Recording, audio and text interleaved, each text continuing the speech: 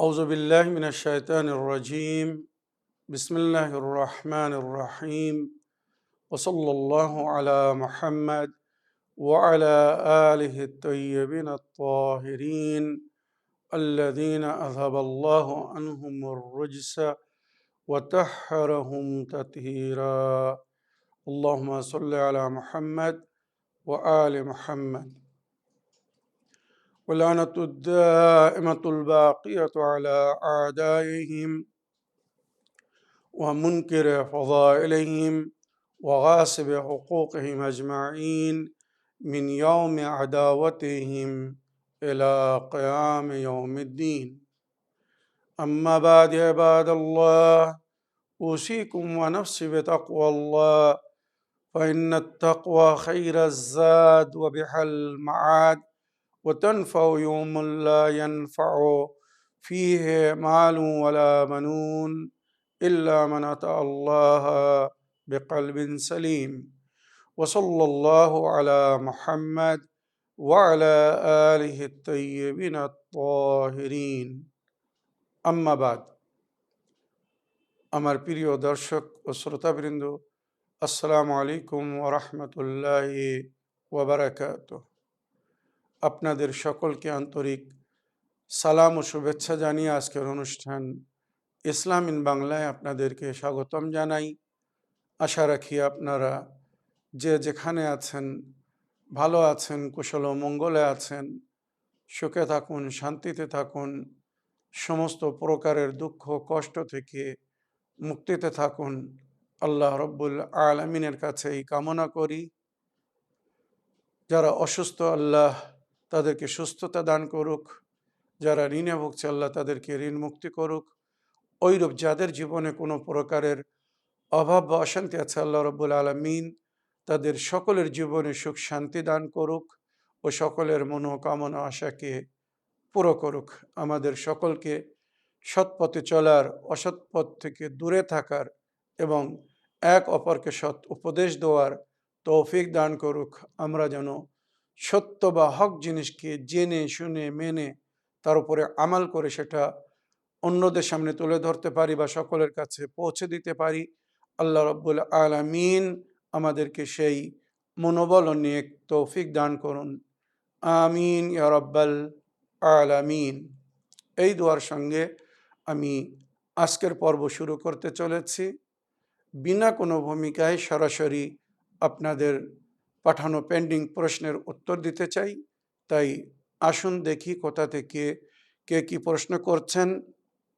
আগে একটি লিখিত চিঠি পড়ব, তারপরে ইনশাআল্লাহ আপনাদের অডিও রেকর্ডিং প্লে করব। আসসালামু আলাইকুম মাওলানা সাবির রেজা সাহেব, আমি নদিয়া জেলা থেকে সুরাজ শেখ বলছি। মাওলানা সাহেব, আমার একটি আবেদন ছিল আপনার কাছে। আবেদনটি হলো, আপনি যদি হজরত ঈসা আলাইহিস সালামের জীবনী থেকে একটি মুজিজা শোনাতেন তাহলে আমি খুব খুশি হতাম। ওয়ালাইকুম আসসালাম রহমতুল্লাহি ওয়া বারাকাতুহু। আমার প্রিয় ভাই সুরাজ শেখ সাহেব, আপনার চিঠি লেখার জন্যে এবং আবেদন রাখার জন্য ধন্যবাদ জানাই। আপনি হজরত ঈসা নবী আলাইহিস সালামের কোনো একটি মুজিজা শুনতে চেয়েছেন। আমি হজরত ঈসা নবী আলাইহিস সালামের একটি না, সংক্ষিপ্তে 10টি ওনার যে বিখ্যাত মুজিজা ছিল আপনাকে এবং আমার দর্শকবৃন্দদেরকে শোনাচ্ছি। আপনারা মন দিয়ে শুনুন। আশা করি এর থেকে আপনারা লাভবান হবেন এবং এগুলো শুনে শান্তি পাবেন। হজরত ঈসা নবী আলাইহিস সালামের প্রথম মুজিজা বা চমৎকার যেটা বলা হয়েছে সেটা হচ্ছে উনি বিনা পিতার মাধ্যমে কুমারী মার গর্ভ থেকে জন্ম নিয়েছিলেন। বিনা পিতার মাধ্যমে এক কুমারী মা জানাবে মরিয়ামের গর্ভ থেকে জন্ম নিয়েছিলেন। আর ওনার জন্মের পরে যখন ইহুদিরা, বনি ইসরাইল বা অন্যরা ওনার মায়ের কাছে এসে জিজ্ঞাসা করছিল, এই মরিয়ম, তুমি এই সন্তান কোথা থেকে পেলে, কি করে আসলো, কি করে এই বাচ্চাকে জন্ম দিলে? তোমার তো এখনো বিবাহ হয়নি, তোমার মাতা পিতাদের মধ্যে কেউ বাগী ছিল না, মানে আল্লাহর হুকুমের কেউ বিরোধিতা করেনি, তুমি এ কি করলে? বিনা বিয়েতে কি করে তোমার গর্ভে এই সন্তান জন্ম নিল? সঙ্গে সঙ্গে আল্লাহর তরফ থেকে ওহী হয়েছিল জানাবে মরিয়মকে, এ মরিয়ম, আপনি বলে দিন আমি রোজায় আছি, আমি কারোর সঙ্গে কথা বলবো না,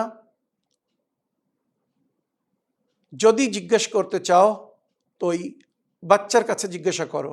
সুতরাং তখন জানাবে মরিয়ম ওই দোলনা বা ঝুলা গাহওয়ারার দিকে ইশারা করলেন আর বললেন, ফাআশারাত ইলাইহি ফাকালু কাইফা নুকাল্লিমু মান কানা ফিল মাহদে সাবিয়া। জানাবে মরিয়ম যখন বললেন ওই বাচ্চার সঙ্গে কথা বলো, তো এবারে জানাবে ঈসা নবীর দ্বিতীয় মুজিজা বা চমৎকার এখানে প্রকাশ হচ্ছে।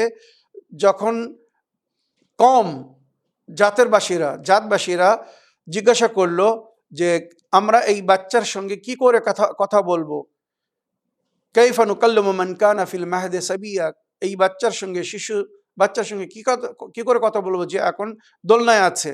কালা ইন্নি, এই কথা শুনে জানাবে ঈসা নবী, তখন ওনার বয়স মাত্র 3 দিন, এইভাবে কথা বলেছিলেন, কালা ইন্নি আব্দুল্লাহ আতানি আল কিতাব ওয়া জাআলানি নবিয়া, আমি আল্লাহর বান্দা, ইন্নি আব্দুল্লাহ, আমি আল্লাহর বান্দা, ওয়া আতানি আল কিতাব, আমাকে গ্রন্থ দেওয়া হয়েছে, কিতাব দেওয়া হয়েছে, ইনজিল বা বাইবেল যাকে বলা হয়, দেওয়া হয়েছে। ওয়া জাআলানি নবিয়া, আর আল্লাহ রাব্বুল আলামিন আমাকে নবী করে পাঠিয়েছেন।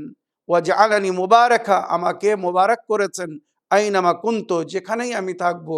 ওয়া আওসানি বিসসালাতি ওয়াজ যাকাতি মা দুমতু হাইয়া, আর আমি যতদিন বেঁচে আছি আল্লাহর উপাসনা বা আল্লাহর বান্দাদেরকে যাকাত দিতে বলা হয়েছে, মা দুমতু হাইয়া, তারপরে আমার মায়ের সেবা করতে বলা হয়েছে, ইত্যাদি জিকির হয়েছে। তো মনে রাখবেন জানাবি ঈসা নবী আলাইহিস সালামের দ্বিতীয় চমৎকার ছিল যে উনি গাহওয়ারায় মানে দোলনায় বাল্যকালে কথা বলেছিলেন। ওনার তৃতীয় মুজিজা যেটা জিকির হয়েছে কোরআন ও ইতিহাসে, সেটা হচ্ছে উনি মাটি দিয়ে পুতুল তৈরি করতেন বা মাটি দিয়ে পশু পাখি আঁকতেন, তৈরি করতেন, আর ওই মাটির তৈরি করা পাখিতে যখন ফু দিতেন তো জীবিত হয়ে উড়ে যেত।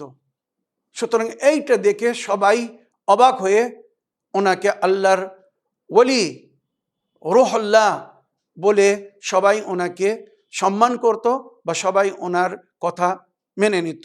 মনে রাখবেন এগুলো কোরআনেও জিকির হয়েছে।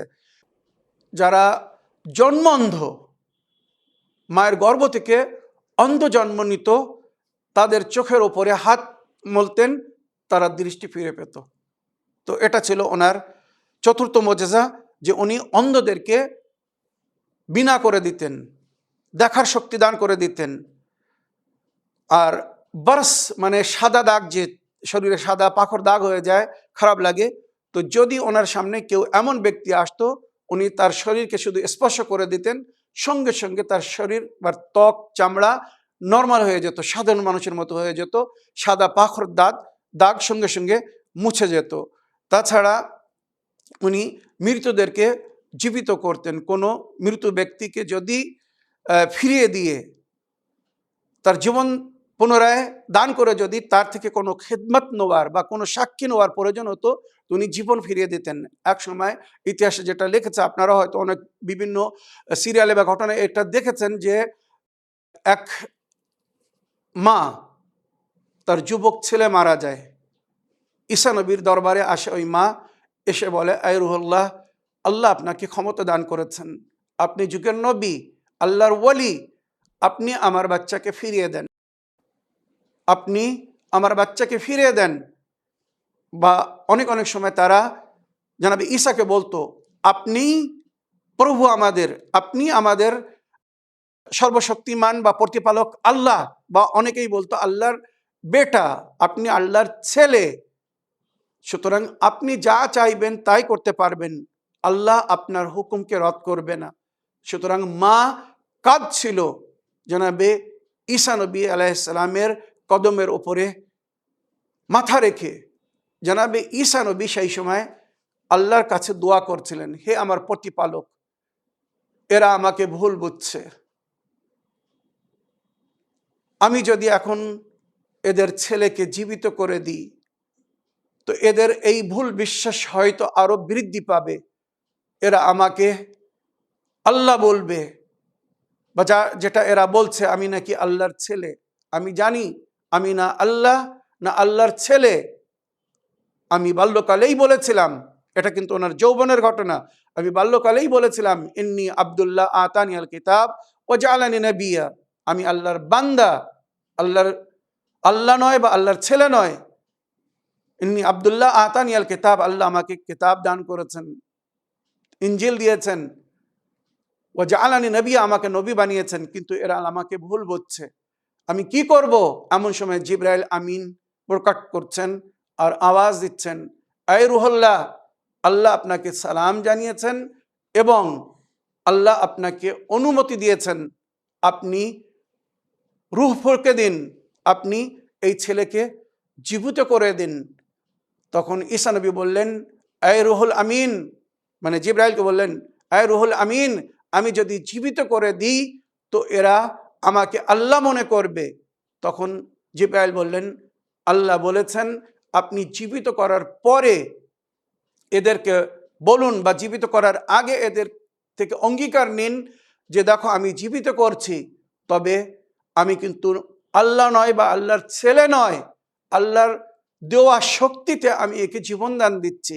সুতরাং আপনি যখন তাকে জীবিত করবেন তো বলবেন কুম্বে ইজনিল্লাহ, আল্লাহর হুকুমে জীবিত হয়ে যা, আল্লাহর দানে জীবিত হয়ে যা, আল্লাহর তোর জীবন ফিরে দেবে। সুতরাং জনাবে ঈসা নবী ওই যুবককে যে মারা গিয়েছিল বললেন কুম্বে ইজনিল্লাহ, যেই বললেন কুম্বে ইজনিল্লাহ, সঙ্গে সঙ্গে ওই যুবক জীবিত হয়ে উঠে বসে পড়ল। আসসালামু আলাইকা ইয়া রূহ আল্লাহ, আয় আল্লাহর রূহ, আপনার উপরে আমার সালাম। আমানতু বিল্লাহ ওয়া বিন নবী ঈসা, আমি ঈমান আনলাম আল্লাহর উপরে আর আল্লাহর নবী ঈসার উপরে। সুতরাং এটা ওনার মুজিজা ছিল, উনি মৃতদেরকে এইভাবে জীবিত করতেন। প্রয়োজন হলে মাওলা আলী আলাইহিস সালামও ওইভাবে মৃতদেরকে প্রয়োজন হিসেবে জীবিত করতেন। কিন্তু মাওলা আলী আলাইহিস সালাম যখন জীবিত করতেন তখন মৃতকে ওইভাবে বলতেন না যেভাবে জনাবে ঈসা নবী বলতেন, বরং মাওলা আলী আলাইহিস সালাম যখন কাউকে জীবিত করতেন তো উনি বলতেন কুম্বে ইজনি, আমার হুকুমে জীবিত হয়ে যা। যুগের ইমাম যখন আসবেন, ইমাম মেহেদী আলাইহিস সালাম, উনিও নিজের দাদার মতো এইভাবে মৃতদেরকে জীবিত করবেন কুম্বে ইজনি বলে। বা কবরবাসী যারা ওনার অপেক্ষা করতে করতে ওনার ভালোবাসা ওনার মহব্বতের সঙ্গে এই দুনিয়া থেকে চলে যাবে ওনার জোহরের আগে, সুতরাং ওনার জোহরের পরে উনি সেই সমস্ত কবরের পাশে দাঁড়িয়ে ওই ব্যক্তির নাম নিয়ে বলবেন, আয় অমুক, আমার জোহর হয়েছে, যার তুমি অপেক্ষা করতে করতে এই দুনিয়া থেকে চলে গেছো, চলো আল্লাহ আমাকে অনুমতি দিয়েছে তোমাকে পুনরায় আমার সাথী করার জন্যে, সুতরাং কবর থেকে বাহির হয়ে এসো, ওঠো, কুম্বে ইজনি, আমার হুকুমে তুমি উঠে দাঁড়াও, জীবিত হয়ে যাও। সুতরাং সে কবর থেকে বাহির হয়ে আসবে, জীবিত হয়ে যাবে ইনশাআল্লাহ। তো জানাবে ঈসা নবী আলাইহিস সালাম এইভাবে মৃতদেরকে জীবিত করতেন। তারপরে লোক আজ বাড়িতে কি খেয়েছে, তাদের বাড়িতে কি রান্না হয়েছে, তাদের বাড়িতে কি রাখা আছে, কি তারা জমা করছে, এই সমস্ত বলে দিতেন। অনেক অনেক সময় লোকেরা লুকাতো, তো ঈসা নবী আলাইহিস সালাম তাদেরকে বলে দিতেন যে তুমি হকিকত আমার থেকে লুকানোর চেষ্টা করো না, আজ তোমার বাড়িতে এই রান্না হয়েছে, তুমি এই খেয়েছো, বা তোমার বাড়িতে এইগুলো রাখা আছে। সেইগুলো শুনে সারা অবাক হতো, কেননা তারা জানতো যে আমরা ছাড়া, মানে আমার পরিবার ছাড়া এই খবর কেউ রাখে না। ঈসা নবী তো আমার বাড়িতে আসেননি, তাহলে উনি কি করে জানতে পারলেন? তখন সবাই বলতেন আপনি অন্তর্জামিন বা আপনি সব খবর রাখেন, আল্লাহর তরফ থেকে আপনাকে সব খবর দেওয়া হয়। সুতরাং সবাই ওনার প্রতি পরিপূর্ণ বিশ্বাস রাখতেন ইনি আল্লাহর নবী বলে। 8, আপনার দোয়ায় আসমান থেকে দস্তরখান আসতো। বিশেষ করে জনাবে মরিয়াম যখন দুনিয়া থেকে চলে গিয়েছিলেন, তারপরে ঈসা নবী একা হয়ে গিয়েছিলেন। আপনারা জানেন ঈসা নবী বিবাহ করেননি, উনি একা ছিলেন। তো অনেক সময় ওনার বাড়িতে, ওনার দরবারে মেহমান হয়ে অনেক আসতেন দূর থেকে। তো উনি কি করবেন, হঠাৎ পানাহারের ব্যবস্থা কোথা থেকে করবেন? তো সঙ্গে সঙ্গে আল্লাহর কাছে দোয়া করতেন, রব্বে আনজিলনি মাইদাতান মিনাস সামায়ে, হে আমার প্রতিপালক আসমান থেকে দস্তরখান অবতীর্ণ করো। মায়দা, সূরা মায়দা এর মধ্যে জিকির হয়েছে। তো সঙ্গে সঙ্গে আসমান থেকে ওনার জন্য খাদ্য আসতো বা ওনার মেহমানদের জন্য খাদ্য আসতো। তো এটাও ওনার চমৎকার ছিল বা মজেজা ছিল। তারা যা খেতে ভালোবাসতো ওই দস্তরখানে সেই সমস্ত খাদ্য থাকতো বা ওই খাদ্য নিয়ে ওই দস্তরখান অবতীর্ণ হতো। তারপরে আপনি মানে ঈসা নবী আলাইহিস সালাম জীবিত এই দুনিয়া থেকে আল্লাহ ওনাকে শত্রুর থেকে রক্ষার জন্য তুলে নিয়েছিলেন। চতুর্থ আসমানে উনি বেঁচে আছেন, যেটা কোরআন ও হাদিসের মধ্যে উল্লেখ হয়েছে। যারা যুগের ইমামের দীর্ঘজীবী হওয়ার উপরে সন্দেহ করে, আফসোস মুসলমানেরা, কোরআনের মান্যকারীরা, 4 জন নবী বেঁচে আছেন এটা তাদের বিশ্বাস। কোরআনে জিকির হয়েছে জনাবে ঈসা নবী বেঁচে আছেন, বা জনাবে খিজির নবী বেঁচে আছেন, জনাবে ইদ্রিস নবী বেঁচে আছেন, জনাবে ইলিয়াস নবী বেঁচে আছেন।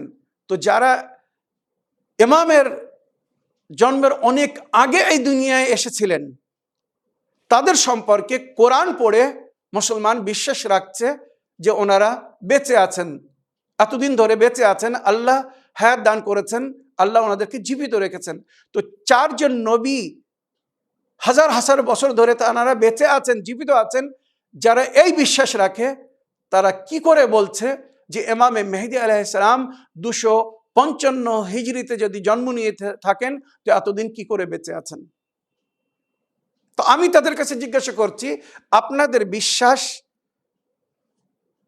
ঈসা নবী আলাইহিস সালাম বেঁচে আছেন, যখন ইমামে মেহেদী আলাইহিস সালাম আসবেন, তো ঈসা নবী আলাইহিস সালামের সঙ্গী সাথী হয়ে অন্যায়ের বিরুদ্ধে লড়াই করবেন।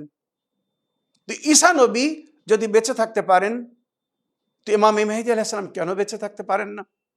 বলুন। এতটা তো ঈমান আপনাদের আছে, কোরআনের উপরে আছে, আয়াতের উপরে আছে, যে আপনারা আয়াতের উপরে বিশ্বাস রেখে জানাবে ঈসা নবীকে জীবিত মনে করছেন। তো যে আল্লাহ ঈসা নবীকে জীবিত রাখতে পারে, সেই আল্লাহ নিজের শেষ হুজ্জত ইমামে মেহেদী আলাইহিস সালামকে জীবিত রাখতে পারেন না? একবার ন্যায় তো করুন, ইনসাফ তো করুন। এখানে এক রকমের হুকুম লাগাচ্ছেন, ওখানে আরেক রকমের হুকুম লাগাচ্ছেন। বিবেক যদি মানুষের মারা যায়, তখন হক দেখতে পায় না।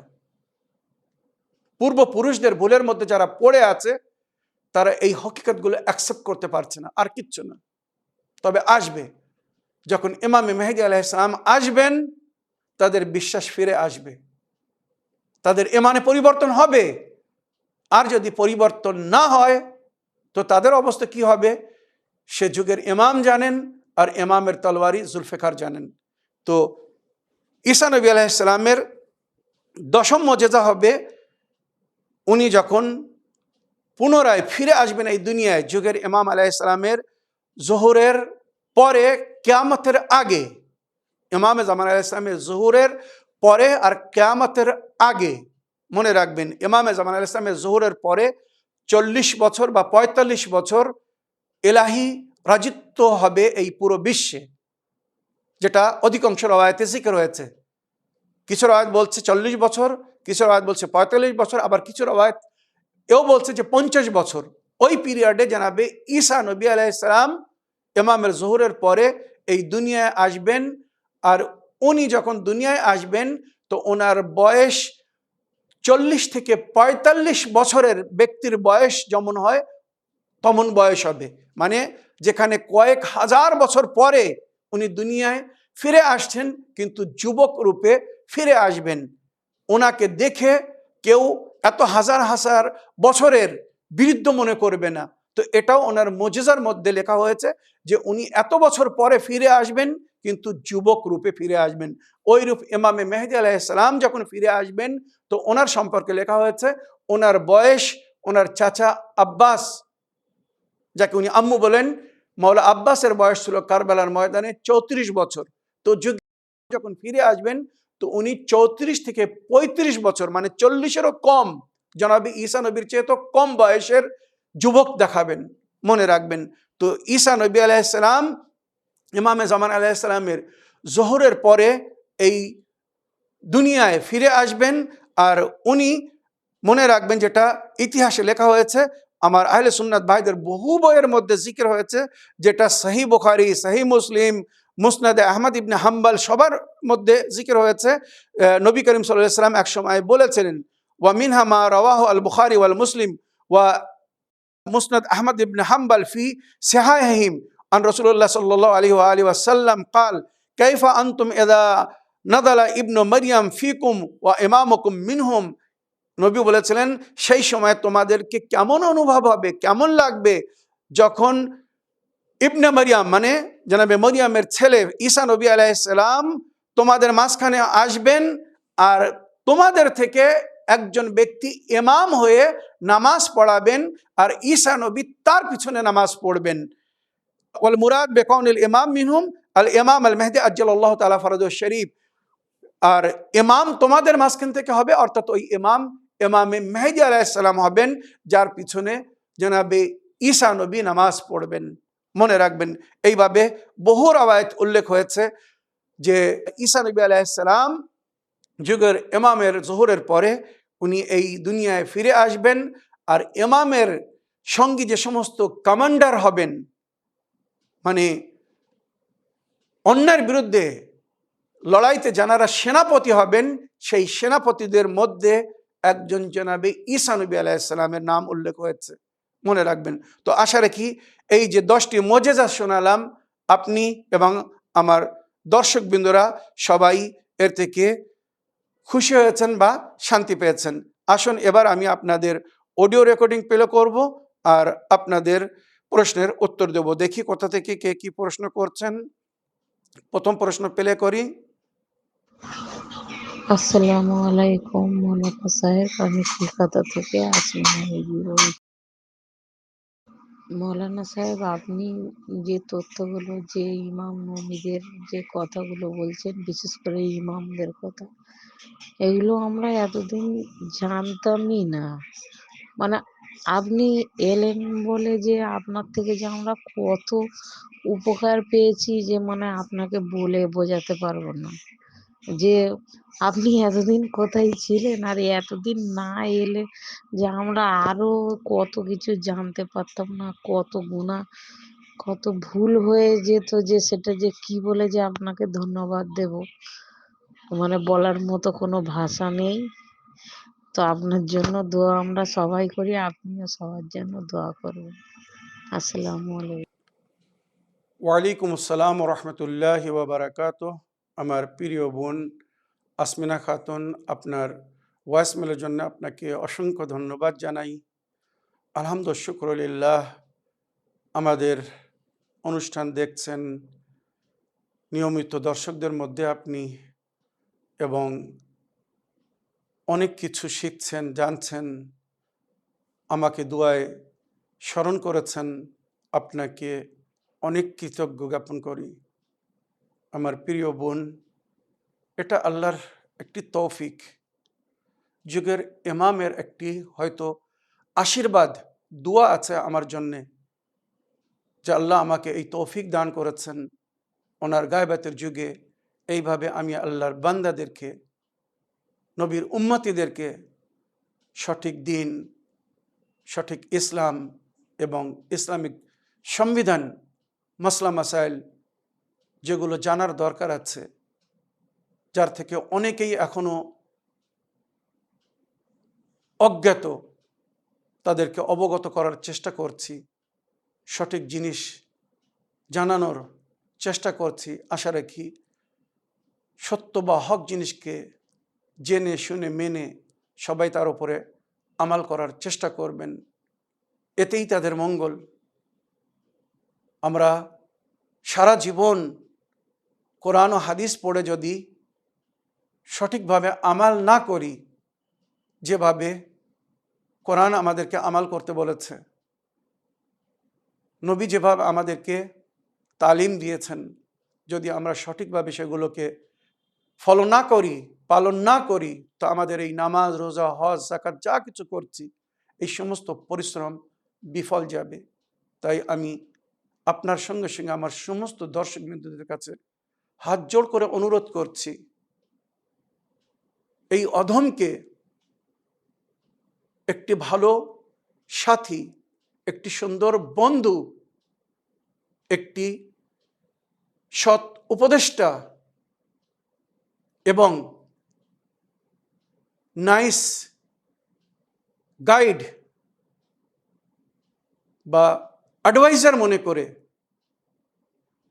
আমি যে জিনিসগুলো আপনাদের সামনে তুলে ধরছি কোরআন এবং সঠিক হাদিসের মাধ্যমে, এই হকিকতকে মেনে ফলো করার বা মেনে চলার চেষ্টা করুন। সত্যি কথা বলছি, ইহকাল ও পরকালে লাভবান হবেন। ওই সমস্ত মোল্লাদের ভুল ব্যাখ্যার মধ্যে আর পড়ে থাকবেন না, যারা কোরআনের বিরুদ্ধে মিথ্যা জালি হাদিস দিয়ে শরিয়তকে পায়মাল করে রেখেছে, নষ্ট করে রেখেছে, ইসলামিক সংবিধানকে বরবাদ করে রেখেছে। কোরআন এক ধরনের অজু করতে বলছে, তারা অন্য ধরনের অজু করছে। কোরআন একভাবে নামাজ পড়তে বলছে, তারা অন্যভাবে নামাজ পড়ছে। কোরআন একভাবে রোজা খুলতে বলছে, তারা অন্যভাবে রোজা খুলছে। এইভাবে জানি না আল্লাহর কত হুকুমকে তারা প্রকাশ্যভাবে জেনে শুনে বিরোধিতা করছে। অজানায় যদি কেউ ভুল করে তো তার ক্ষমা আছে, হয়তো আল্লাহ তাকে ক্ষমা করে দেবে, কিন্তু জেনে শুনে যারা ভুল করছে বা অন্যদের মাধ্যমে ভুল করাচ্ছে, আশা রাখি এরা ক্ষমা পাবে না। সুতরাং এখনো সময় আছে, সঠিক জিনিসকে জানুন, মানুন এবং তার উপরে আমাল করুন। আমার প্রিয় বোন, আপনারা দোয়া করবেন আল্লাহ রাব্বুল আলামিন যেন আমাকে তৌফিক দান করে, আমাকে নেক হায়াত দান করে, আমি যেন তার বান্দাদের সঠিক হেদায়েত করতে পারি। কোরআন এবং আহলে বায়তের তালিমাত, নবী ও নবীর আহলে বায়তের তালিমাত যাকে ফলো করলে আমরা নেজাত পাবো, আহলে বায়তের তরিতে যে আমাদেরকে সওয়ার হতে বলা হয়েছে, যে তরিকে নবী করিম সাল্লাল্লাহু আলাইহি ওয়াসাল্লাম নেজাতের তরি বলেছেন, মাসালু আহলু বাইতি কামাসালে সফিনাতে নূহ মান রাকেবাহা নাজা ওয়া মান তাখাল্লাফা আনহা ফাগারিকা ওয়া হাওয়া। আমার আহলে বায়তের উদাহরণ নূহ নবীর তরির মতো, যে এই তরিতে সওয়ার হয়েছে সেই নেজাত পেয়েছে, আর যে এই তরিতে সওয়ার হবে না সে ডুবে যাবে, সে শেষ হয়ে যাবে। তো এই তরিতে সওয়ার হতে গেলে আমাদেরকে আহলে বায়তের আদেশ অনুযায়ী জীবনযাপন করতে হবে, আহলে বায়তকে ফলো করতে হবে, তাদের হুকুম অনুযায়ী আমাল করতে হবে। শুধু তরির প্রশংসা করলে, নদীর ধারে দাঁড়িয়ে যদি কেউ নৌকার প্রশংসা করে, সে সমুদ্র বা নদী, খাল, বিল বা দরিয়া পার করতে পারবে না। দরিয়া পার করতে গেলে, নদী পার করতে গেলে তাকে নৌকায় সওয়ার হতে হবে। তো নিজাত পেতে গেলে আহলে বায়তের তরিতে সওয়ার হতে হবে, অর্থাৎ আহলে বায়তের হুকুম অনুযায়ী আমাল করতে হবে, সঠিক জিনিসের উপরে আমাল করতে হবে, তাহলে নেজাত পাওয়া যাবে। তাছাড়া কিন্তু নেজাতের কোনো রাস্তা নেই। আশা রাখি আমার প্রিয় বোন, আপনি এবং আমার দর্শক বৃন্দরা বুঝতে পেরেছেন আমাদেরকে কোন পথের পথিক হতে হবে বা কোন নিয়ম বা পদ্ধতিকে মেনে চলতে হবে। আপনার সুন্দর ভয়েস মেলের জন্যে অনেক অনেক ধন্যবাদ জানাই। আমাদের মনোবলকে আপনাদের এই মরাল সাপোর্ট অনেক বৃদ্ধি করে দেয়। আল্লাহ রাব্বুল আলামিন আপনাদের দোয়া কবুল করুন, আমিন ইয়া রাব্বাল আলামিন। আসুন আগের প্রশ্ন নিই। আসসালামু আলাইকুম মাওলানা সাহেব, আমি উত্তর চব্বিশ পরগনা ঘুনিপাটলি থেকে বলছি, নজরুল গাজী। আমার প্রশ্ন হচ্ছে, আপনি একটা এপিসোডে আলোচনা করেছেন যেখান থেকে 57-58 বছর আগে পুরনো যেসব প্রাচীন যুগের কিতাব ছিল সেগুলো বাছাইকৃত করে করে কাটছিট করে পরিবর্তন করা হয়েছে। তো আমার প্রশ্ন এই যে আপনাদের বক্তৃতা হিসেবে শুনেছি যে অন্যান্য যে খলিফা হিসেবে সুন্নিরা মানে এবং আমরা মানি, এদের কিছু স্বার্থ ছিল যার কারণে ইসলামের গদিটা তারা পেয়েছে। তো তাদের যদি স্বার্থ থাকতো, তাহলে নবী করিম সাল্লাল্লাহু আলাইহি সাল্লাম ইন্তেকালের পরপরই এই হাদিসগুলো সরানো হতো। এতদিন সরানো হলো না, এত 100 বছর সরানো হলো না। এখন এই 57 থেকে 58 বছর আগে সরানোর কারণ কি? এখনকার এই মাওলানা মৌলভী বলেন আর ওলামায়ে কেরাম বলেন আর বড় বড় ইসলামের স্কলার বলেন, এনাদের এখন এইসব কাটছিট করার স্বার্থটা কি? আমাকে একটু দয়া করে বলবেন। কারণ এই যে ভুল ভ্রান্তি একটা মুসলমান কখনো, ইমানদার মুসলমান চাইবে না যে এইটা হকিকত, এইটাকে কেন কী করে আমি ছুপাই, কী করে আমি কাটছিট করে অন্যটা লিখি। এগুলো একটা ভাববার বিষয় আছে। একটা সাধারণ মানুষের ক্ষেত্রে ভুল হওয়াটা স্বাভাবিক, কিন্তু ওনারা কিভাবে পারে? আর এনাদের কি স্বার্থ থাকতে পারে? আল্লাহ হাফেজ। আমি আপনার উত্তরের আশায় বসে আছি। ওয়ালাইকুম আসসালাম ওরহমতুল্লাহি ওয়া বারাকাতুহু। আমার প্রিয় ভাই নজরুল গাজী সাহেব, আপনার ফোন কলের জন্য আপনাকে অনেক অনেক ধন্যবাদ জানাই। আপনার অডিও শুনলাম, আশা রাখি আমার দর্শকবৃন্দরাও শুনেছেন। আপনি হাজার কথার এক কথা বলেছেন আপনার অডিওর মাঝখানে, যে যারা হকিকি মুসলমান, সত্য মুসলমান, তারা এই ধরনের কাজ কি করে করতে পারে, তারা হকিকাতকে কি করে লুকাতে পারে। আপনি যে কত মূল্যবান কথা বলেছেন, আপনি হয়তো নিজেও অনুভব করতে পারেননি। আপনি ঠিক বলেছেন, যারা হকিকি মুসলমান ছিল, সত্য মুসলমান ছিল, খাঁটি মুসলমান ছিল, তারা এগুলো লুকায়নি, বা তারা এগুলো আজও লুকানোর চেষ্টা করছে না। কিন্তু সে সময়ও আর আজও যারা খাঁটি মুসলমান না, সত্য মুসলমান না, মুনাফিক মুসলমান, স্বার্থ লোভে বা স্বার্থপর মুসলমান, যারা কিছু পাওয়ার আশায় ইসলাম গ্রহণ করেছিল বা নবীর পেছনে পেছনে চলছিল, যার প্রমাণ তারা নবীর পরলোক গমনের পরেই সঙ্গে সঙ্গে দিয়ে দিয়েছিল। নবীর জানাজাকে, পবিত্র শরীরকে ফেলে তারা নবীর জায়গা নেওয়ার জন্য তারা ভোট করছিল। এটা কত মানবতাহীন, বিবেকহীন কাজ ছিল। তাদের কাছে জিজ্ঞাসা করুন যারা সমাজে জীবনযাপন করে। সুতরাং আশা রাখি বুঝতে পেরেছেন। তো আপনি ঠিক বলেছেন যে যারা খাঁটি মানুষ, খাঁটি মমিন, হকিকে মুসলমান ছিল, তারা নবীকে ছেড়ে যায়নি, নবীর জানাজাকে ফেলে যায়নি, বা নবীর পরে তারা হকিকাতকে লুকায়নি। লুকিয়েছিল কারা? যারা স্বার্থলোভী ছিল। এই যে 6টি বিখ্যাত বই, হাদিসের বই, সাহিহ সিত্তা যাকে বলা হয়, আপনি খবর রাখেন এই বইগুলো কবে লেখা হয়েছে? এই রাবিরা বা এই লেখকরা কেউ নবীর যুগে ছিল না। নবীর যুগে এই 6টি বইয়ের মধ্যে কোনো একটা বই ছিল না। ইতিহাস তুলে দেখুন, জ্ঞানী মুল্লা মৌলবীদেরকে জিজ্ঞাসা করুন। সহি বুখারী বলুন, সহি মুসলিম বলুন, সুনান ইবনে দাউদ বলুন, সুনান ইবনে মাজাহ, সুনান তিরমিজি বা নেসাই শরীফ। আমি হিস্ট্রি বলছি। সহি বুখারী, মোহাম্মদ বিন ইসমাইল বুখারী সাহেব, ওনার জন্ম 194 হিজরিতে। নবী করিম সাল্লাল্লাহু আলাইহি সাল্লাম পরলোক গমন করেছিলেন কবে? 11 হিজরিতে। 11 হিজরিতে। আর এনার জন্ম কবে? 194 হিজরিতে। আর ওনার মৃত 256 হিজরিতে। সহিহ বুখারীর রাইটক, লেখক। তাহলে ইনি বই কবে লিখেছেন, হাদিস কবে জমা করেছেন, বুঝে নিন। ওই বই কবে সামনে এসেছে, বুঝে নিন। সহিহ মুসলিম বিন হাজ্জাজ নেশাপুরি। আরও একটা কথা বলি, এই যে আপনাদের বিখ্যাত বই, এই সমস্ত বইয়ের রাইটাররা কিন্তু ইরানি ছিল, পারস্যবাসী ছিল। শুধু একজনের মধ্যে আরবভাষী ছিল, বাকি সব পারস্যবাসী, 5 জন। সহি মুসলিমের রাইটার মুসলিম বিন হাজ্জাজ নেশাপুরে আজ যার কবর আছে, উনি ওফাত পেয়েছিলেন 261 হিজরিতে। তারপরে সুনানে আবি দাউদ সুলেমান বিন আশাস আবু দাউদ আল সাজেস্তানি, ওনার ওফাত হয়েছিল 272 হিজরিতে। সুনান ইবনে মাজা মোহাম্মদ বিন ইয়াজিদ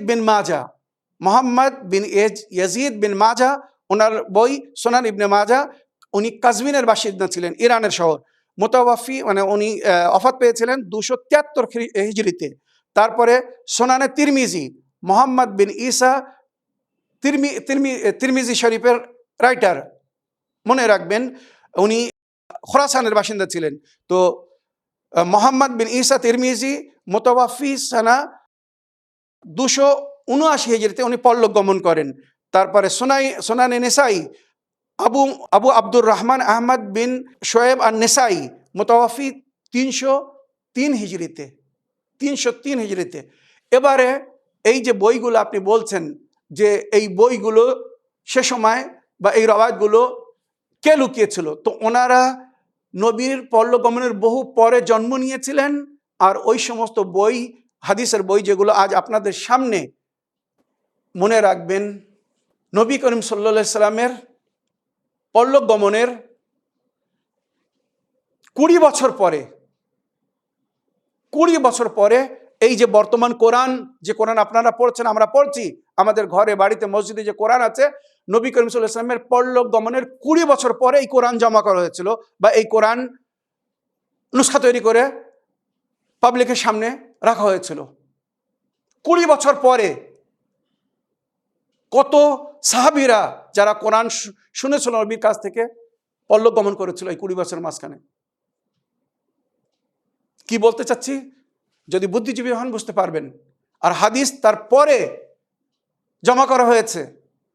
মনে রাখবেন খলিফাদের ভয়ে সেই সময় অনেকেই ওই সমস্ত হাদিস উল্লেখ করতো না, বলতে সাহস করতো না, যে সমস্ত হাদিস আহলে বাইতের সম্পর্কে ছিল, সিরাতুল মুস্তাকিমের সম্পর্কে ছিল, যার মধ্যে ইসলামিক সঠিক সংবিধান উল্লেখ হয়েছিল। কেননা তারা যদি বলতো তো তখন ওই খলিফাদের খেলাফতি চলতো না। ওই সমস্ত হাদিসগুলো শোনার পরে ইমামদের ইমামত চলতো। সুতরাং তাদের মুখ বন্ধ করে দেওয়া হয়েছিল, হয় ভয় দেখিয়ে নইলে লোভ দেখিয়ে। এই ইতিহাস জানার চেষ্টা করুন। জানাবে আবু যার গফফারিকে দেশান্তরী করা হয়েছিল কেন জানেন? খবর রাখেন, ইতিহাস পড়ুন। উনি হাদিস বলতেন না, হাদিস তো অনেক ছিল আহলে বায়াতের ফজিলাতে। উনি শুধু মসজিদে বসে কোরআনের ওই সমস্ত আয়াতগুলো পড়তেন যেগুলো আহলে বায়াতের সম্পর্কে অবতীর্ণ হয়েছিল। নবী করিম সাল্লাল্লাহু আলাইহি ওয়াসাল্লাম বলেছিলেন, সেই আয়াতগুলো পড়তেন বলে একদিন মুসলমানদের খলিফা ওনাকে বলছে, আপনি কি এই আয়াতগুলো ছাড়া আর অন্য কোনো আয়াত মুখস্থ করেননি? শুধু বারবার ওই সমস্ত আয়াতগুলো কেন পড়ছেন? যদি এই আয়াতগুলো পড়া বন্ধ না করেন তো আপনাকে দেশান্তরী করে দেওয়া হবে, মদিনা ছেড়ে চলে যেতে হবে, মদিনার মধ্যে আপনাকে থাকার অনুমতি দেওয়া হবে না। উনি বলতেন, আমি কোরআন পড়ছি, আল্লাহর আয়াত পড়ছি, আপনার হচ্ছে কেন? তখন খলিফা বলছিল, এই আয়াতগুলো আহলে বায়াতের ফজিলত বয়ান করে। যদি আপনি এই আয়াতগুলো বারবার শোনেন তো আপনার কাছে লোক জিজ্ঞেস করবে এই আহলে বায়াত বলতে কারা। তখন যখন আপনি বলবেন আহলে বায়াত বলতে অমুক অমুক অমুক, তখন লোক আমাদেরকে ছেড়ে অন্যদেরকে মানবে, আহলে বায়াতকে মানবে। আমাদেরকে কেউ আর ফলো করবে না, আমাদের কথা কেউ শুনবে না। সুতরাং এই সমস্ত আয়াত পড়া বন্ধ করুন, এই সমস্ত ফজিলতের আয়াত বন্ধ করে দিন। জানাবে আবু যার বন্ধ করেননি বলে ওনাকে দেশান্তরী করা হয়েছিল, তাড়িয়ে দেওয়া হয়েছিল মদিনা থেকে। ইতিহাস পড়ুন আমার ভাই। এই সমস্ত হকিকত জানার পরে কলেজা ফেটে যায়, চোখ আপনি কেঁদে ওঠে যে নবীর পরে তারা এমন করেছে। তো মনে রাখবেন, নবীর পরে হকিকে মুসলমানেরা হকিকতকে লুকায়নি, কিন্তু যারা মুনাফিক ছিল, যারা স্বার্থ লোভে নবীর পিছনে পেছনে ঘুরছিল, তারা সেই হকিকতগুলো লুকিয়েছিল। কিছু হকিকত আমাদের সামনে কি করে এসেছে, যখন মাওলা আলী আলাইহিস সালাম প্রকাশ্য খেলাফত পেয়েছিলেন, তখন সাহস পেয়েছিল সাহাবীরা। সুতরাং তারা ওই সমস্ত রওয়ায়াত সামনে নিয়ে আসলো যেগুলো তারা নবীর কাছ থেকে শুনেছিল। তাই আজ বহু হকিকত আছে যেগুলো আমি বললাম যে সহিহ বুখারীর মধ্যে ওনারা তো বহু পরে এই হাদিসগুলো জমা করেছিলেন, তো ওই রওয়ায়াতগুলো ওনারা রেখেছিলেন, কিন্তু যারা এজিদি মুসলমান ছিল, মনে রাখবেন বানু উমাইয়া যখন রাজিত্বে আসলো, আর বানু উমাইয়ার পরে বানু আব্বাস যখন রাজিত্বে আসলো, তো তারা নিজের রাজিত্বকে বাঁচানোর জন্যে, নবীর দিনকে নেন, নিজের খেলাফতি বা রাজিত্বকে বাঁচানোর জন্যে আহলে বায়তের ফজিলত যত রওয়ায়াতের মধ্যে ছিল তারা সেগুলোকে বলল হয় গোপন করে দাও, চেপে দাও, সেরে রাখো, আর যদি কেউ এই হাদিস উল্লেখ করে তো মনে রাখবেন এজিদের বাপ দাদারা তাকে মৃত্যুদণ্ড দিত। এখনো বিশ্বাস নয়, মসজিদে জামে উমাবি, শামের বিখ্যাত মসজিদ, ওখানে যে দেখুন ওই জামে আল উমামির মধ্যে একটি কুয়া আছে, যে কুয়াটা বন্ধ করে দেওয়া হয়েছে। আমি যখন ইতিহাস জানলাম তখন খবর পেলাম যে যদি কেউ ওই এজিদের বাপের দরবারে, এজিদের দরবারে ওই শামে আহলে বায়তের প্রশংসা করত, আহলে বায়তের ফজিলত বয়ান করত, তার মুন্ডু কেটে মাথা কেটে ওই কুয়ার মধ্যে ফেলে দেওয়া হতো। এখনো যে দেখুন সেই কুয়ার মুখ বন্ধ করা আছে সিমেন্ট দিয়ে। জিজ্ঞাসা করুন এই কুয়া মসজিদের মধ্যে ছিল, যেখান থেকে সবাই পানি নিয়ে ওযু করত, আজ এই কুয়া কেন বন্ধ করা হয়েছে? জনাবে জাকারিয়া নবী ওখানে বসবাস করতেন, ওই কুয়া থেকে পানি বার করে ব্যবহার করতেন। জনাবে ইয়াহিয়া নবী যখন জন্ম নিয়েছিলেন ওই পানি দিয়ে ওনাকে গোসল দেওয়া হয়েছিল, সেই কুয়া বন্ধ করে দেওয়া হয়েছে কেন? এই ইতিহাস জানার চেষ্টা করুন। তো আমার ভাই, কে লুকিয়েছে, কারা লুকিয়েছে, আগে জানো, আর কেন লুকিয়েছে? তারা নিজের রাজিত্ব, নিজের খেলাফতি চালানোর জন্য এই সমস্ত হকিকতকে লুকিয়েছিল। আর আজও যেমন আমি বললাম যে আজ থেকে 50-60 বছর আগের হাদিসের বইগুলো দেখুন, অনেক কিছু গোপন করার পরেও ছিল, চাপার পরেও ছিল, কিছু ব্যক্তিরা ইনসাফ করেছিল। যেমন আমি 100 হিজরিতে ওমর ইবনে আব্দুল আজিজ যখন খলিফা হয়, বানু উমাইয়ার ওমর ইবনে আব্দুল আজিজ, ওই ব্যক্তি অনুমতি দিয়েছিল যে ইমামদের নাম জুমার খুতবায় নেওয়া হোক এবং আহলে বায়তের ফজিলত বর্ণনা করা হোক। সুতরাং সেই সময় কিছু হাদিস সামনে এসেছিল, লেখা হয়েছিল, যেগুলো বইয়ের মধ্যে ছিল। ইমামে জাফর সাদিক আলাইহিস সালামের যুগে সমস্ত ফেরকার দলের লোকেরা ওনার কাছে শিক্ষা লাভ করতো।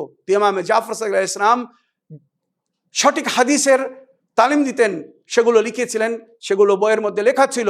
কিন্তু পরস্পর যখন বানু আব্বাসের রাজারা আসলো, আস্তে আস্তে সেইগুলো গায়েব করে দিল। তারপরেও যা ছিল, আমি যেটা হকিকত বলছি, তারপরেও যেগুলো ছিল আহলে বায়তের ফজিলত বা নবীর শরীয়তের সঠিক জিনিস জানার জন্য যথেষ্ট ছিল, কিন্তু দুঃখের বিষয় সেগুলোকেও আস্তে আস্তে ছাট করে বাবে ফাজাইলে আহলুল বাইত, আহলে বাইতের ফাজাইলের বিশেষ অধ্যায় ছিল এই সমস্ত সাহায় সিত্তার মধ্যে। কোথায় আপনি খুঁজে দেখুন, পাবেন।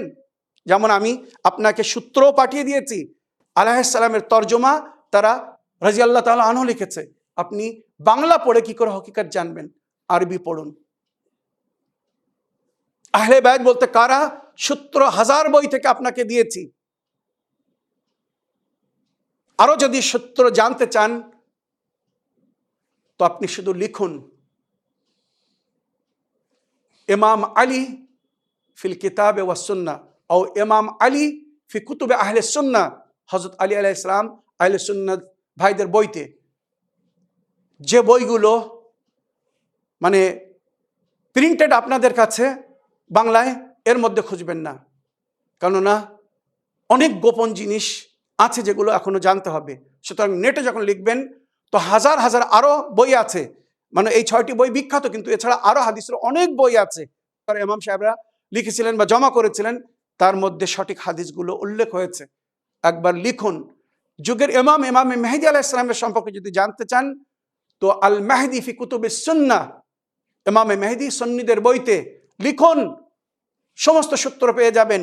ইমামে মেহেদীর কিভাবে নবী পরিচয় করিয়েছিলেন, কে হবেন ইমামে মেহেদী, কিভাবে ওনার রাজিত্ব হবে, অনেক কিছু। তো আমার প্রিয় ভাই, আপনি যে জানতে চেয়েছেন যে আজ থেকে 50-60 বছর আগে গোপন করার কারণ কি ছিল, এদের কি লাভ ছিল, তো মনে রাখবেন নবীর পরে যারা এই সমস্ত জিনিস গোপন করেছিল তাদের যে লাভ ছিল, আজ এই যে মিথ্যাবাদী মুসলমানেরা, ভুল পথের পথিকরা ইসলামিক স্ট্যাটাস বা রাজত্বের মালিক হয়ে আছে, এদের এই ইসলামিক রাজত্ব চলবে না।